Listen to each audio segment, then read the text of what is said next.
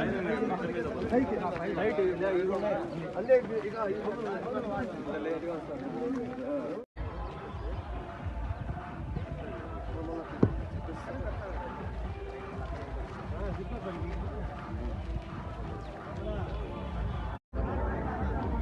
చెప్తానమ్మా, ఈ ఎలక్షన్ అయిపోతుంది మళ్ళీ మీ ఇంటికి 6 గంటలకే జగన్ ప్రసాద్ పెన్షన్ పంపిస్తారు. ఫ్యాన్ గుర్తుకొట్టి మా ఫ్యాన్కి ఏంటమ్మా పెన్షన్ వస్తా ఉందా? 6 గంటలకే మళ్ళీ ఇంటికాడ పంపించే జగన్ సార్ ఫ్యాన్ గుర్తు కొట్టేస్తే మళ్ళీ 6 గంటలకి మీ ఇంటికాడ పెన్షన్ వస్తుంది.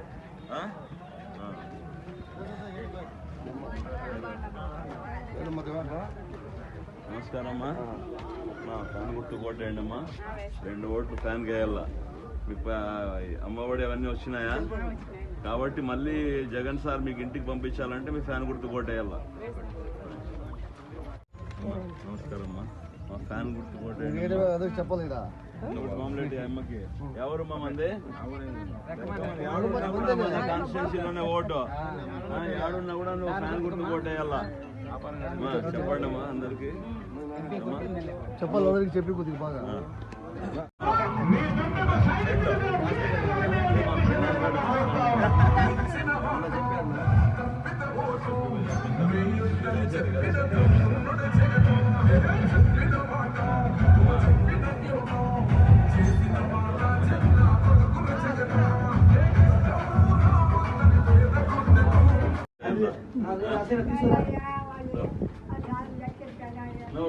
అదే ఫ్యాన్ గుర్తు కొట్టేయాలా. ఎక్కడున్నా మీ ఓటు ఓటు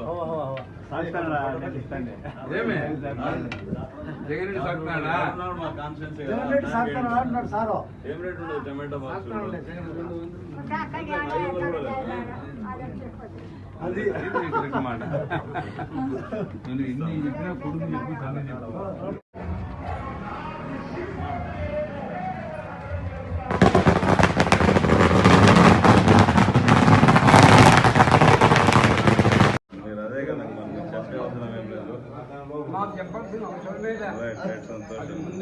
మీరంతా చెప్పి ఇంకా చెప్పి వేయించాలా. మీరు చేస్తారు, మీరు అందరికి చెప్పి వేయించాను.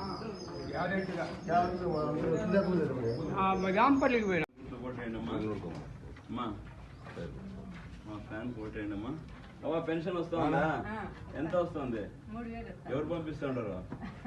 జగనన్న పంపిస్తున్నాడు 6 గంటలకే.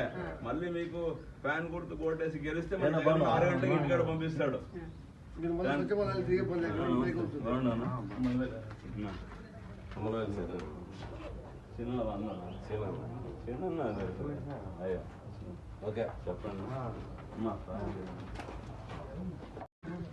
పెన్షన్ వస్తుందా? వస్తుంది కదా. మళ్ళీ మీకు 6 గంటలకి ఇంటికాడికి పెన్షన్ తెచ్చేయాలంటే జగన్ సార్ గుర్తు ఫ్యాన్ గుర్తుకు వేస్తే మన జగన్ ఇంటికాడికి పంపిస్తాడు 6 గంటలకి.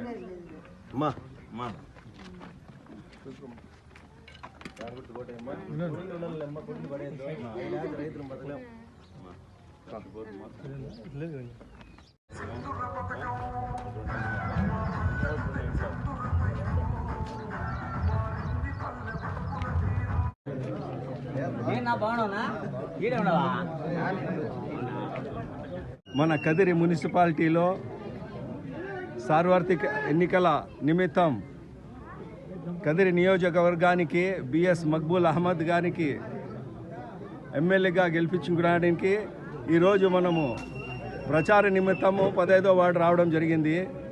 ఏ ధీమాతో అయితే మన జగనన్న వైనాట్ 170/175 అన్నారో అది ఇక్కడ కనబడుతోంది. ఎందుకంటే గత 5 సంవత్సరాలు మన జగనన్న ఇచ్చిన ప్రభుత్వము, మన జగనన్న తెచ్చిన సంక్షేమము, మన జగనన్న తెచ్చిన అభివృద్ధి అది జగనన్నకే తెలుసు. అందుకే జగనన్న ఏం చెప్పినాడంటే, మీరు వెళ్ళిపోండి ప్రజల దగ్గరికి, మీకు వాళ్ళే బ్రహ్మదం పట్టి వాళ్ళే మీకు ఓటు ఇచ్చి గెలిపిస్తారు అని చెప్పేసి ఆ ధీమాతో చెప్పినాడు. ఎందుకంటే ఆయన చేసినాడు సంక్షేమం, ఆయన ఇచ్చినాడు మంచి గవర్నమెంట్ అని చెప్పేసి ఇక్కడ తెలుస్తోంది. ప్రతి ఒక్క వార్డులో, ప్రతి ఒక్క వీధిలో, ప్రతి ఒక్క పల్లెలో జగనన్న తెచ్చిన ఎన్నో సంక్షేమాలు, జగనన్న ఇచ్చిన మంచి గవర్నమెంట్ కనపడుతోంది. అందుకే జగనన్న ఒక ధీమాతో 175/175 అన్నాడు. ఇప్పుడు కూడా మన కదిరి నియోజకవర్గంలో ముచ్చటగా మూడోసారి కదిరి వైఎస్ఆర్సీపీ జెండా ఎగిరేస్తోంది, రెపరెపలాడుతుంది. మనమందరము మళ్ళీ జగనన్నకు ఇక్కడి నుంచి వైఎస్ఆర్సీపీ ఎమ్మెల్యేని ఇస్తాన్నాము, 100% ఇస్తాన్నాము. పార్లమెంట్ వచ్చేసి మనము బోయ శాంతక్కకి ఇస్తానని చెప్పేసి ఇక్కడికి తెలియజేసుకోవడానికి సంతోషిస్తున్నాము. జై జగన్, జై జగన్. కదిరి మున్సిపాలిటీలో 15వ వార్డులో ప్రచార నిమిత్తం 14-15 వార్డులు వస్తే ప్రజలు బ్రహ్మరథం పడుతున్నారు.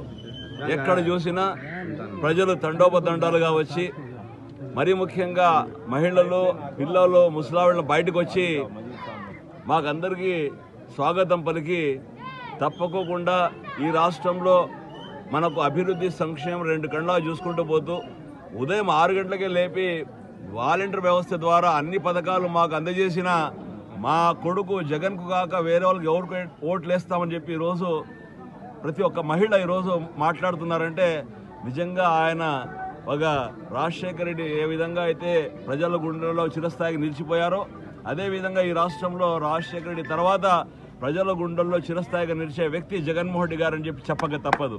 ఎందుకంటే ఈరోజు చిన్న పిల్లవాడి దగ్గరనే ముసలావిడ వరకు ప్రతి ఒక్కరు కూడా ఈరోజు ఎక్కడ పోయినా కూడా మేము జగన్ మా కొడుకు, జగన్ మా మనవడు అని చెప్పి సంబోధిస్తున్నారంటే ఎంత ప్రేమ అభిమానం ఉందో జగన్మోహన్ రెడ్డి గారి మీద ఈ రాష్ట్ర ప్రజలు మనకు కనబడతా ఉంది.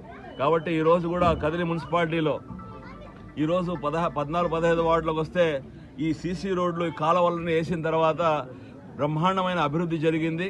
మేము తప్పకోకుండా వైసీపీ ప్రభుత్వాన్ని మేము అండగా ఉంటాం. జగన్మోహన్ రెడ్డి గారి ముఖ్యమంత్రి చేయడం మేమంతా మీ వెంట నడుస్తామని చెప్పి ఈరోజు బ్రహ్మరథం పడుతున్నారు. కాబట్టి కదిరి అసెంబ్లీ అభ్యర్థి బిఎస్ మక్బూల్ అహ్మద్కి ఏదైతే ప్రజలు ఎక్కడ పోయినా ఎంత బ్రహ్మరథం పడుతున్నారంటే మారుమూల ప్రాంతాల్లో, గ్రామాల దగ్గర నుండి ఈరోజు మున్సిపాలిటీలో కూడా బ్రహ్మరథం పట్టి తప్పకోకుండా కదిరి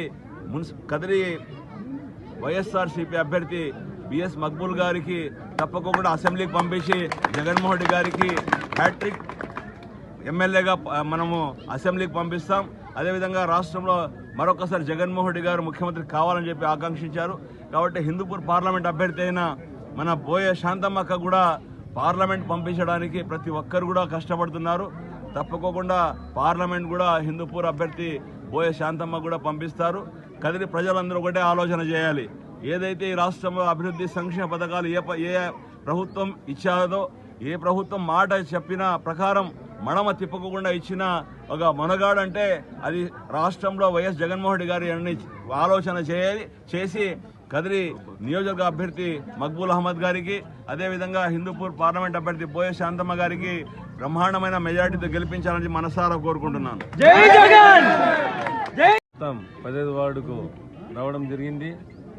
ఇక్కడ వచ్చిన తర్వాత ఇక్కడ ప్రజలు బ్రహ్మరథం పట్టింది చూస్తూ ఉంటే ఇంకా ఈ వార్డు నుంచి వెళ్ళిపోదాం అనిపిస్తుంది. ఎందుకంటే వాళ్ళే మాకు ఇంకా ఓట్లు మేము ఫ్యాన్ గుర్తుకు వేసేది, మీరు పోండి ఏం పని లేదా మీకు, మండలాలు తిరుక్కోకుండా మీరు మున్సిపాలిటీలో ఏం పని అన్నట్టు చెప్తున్నారు. కాబట్టి వచ్చే ఎన్నికల్లో ఈ నియోజకవర్గ ప్రజలు ప్రతి ఒక్కరూ ఫ్యాన్ గుర్తుకు ఓటు వేసి జగన్ని మళ్ళీ ముఖ్యమంత్రి చేసుకోవాలని, చేసుకుంటారని నేను ఆశిస్తూ నన్ను అసెంబ్లీకి మరియు శాంతమ్మక్కకు పార్లమెంటుకు పంపిస్తారని ఆశిస్తున్నాను. అదేగాక మీరు చూస్తున్నారు మైనారిటీ పట్ల చంద్రబాబు నాయుడు వైఖరి ఎలా ఉందనేది ఈ రాష్ట్ర ప్రజలు గమనిస్తున్నారు. ఏదైతే బీజేపీ వాళ్ళు 4% రిజర్వేషన్ ఎత్తేస్తామని చెప్తున్నారో దాని గురించి ఈ రోజు వరకు ఎలాంటి ఖండన చేయని చంద్రబాబును ఈరోజు మైనారిటీలకు ఓటు అడిగే హక్కు లేదని నేను ప్రతి ఒక్కరికి నేను తెలియజేసుకుంటున్నాను. 4% రిజర్వేషన్ ఇచ్చిన ఆ మహానేత ఈరోజు డాక్టర్లు, ఇంజనీర్లు అంతా అవుతున్నారు.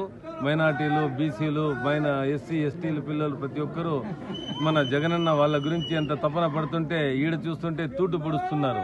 కాబట్టి రానున్న ఎన్నికల్లో ఈ టీడీపీ కానీ వాళ్ళ తోక పార్టీలకు తగిన బుద్ధి చెప్పాలని మరియు ఫ్యాన్ గుర్తుకు ఓటు వేసి వైఎస్ఆర్సీపీకి బ్రహ్మరథం పట్టాలని ప్రతి ఒక్క ఈ రాష్ట్ర ప్రజలను నేను అభ్యర్థిస్తూ ఈ వార్డు ప్రజలకందరికీ నేను కృతజ్ఞత తెలియజేసుకుంటున్నాను. Thank you.